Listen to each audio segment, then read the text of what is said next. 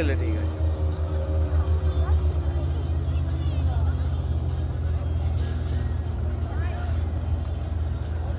আজ ধলার মোড়ে দেখেন অনেক মানুষ আসছে ছবি তুলতে। একটা স্পিড বোটে দেখা যাচ্ছে।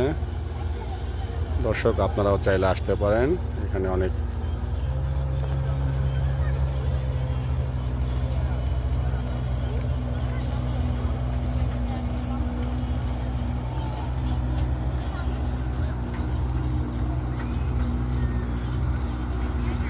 কি ভাড়া মারে?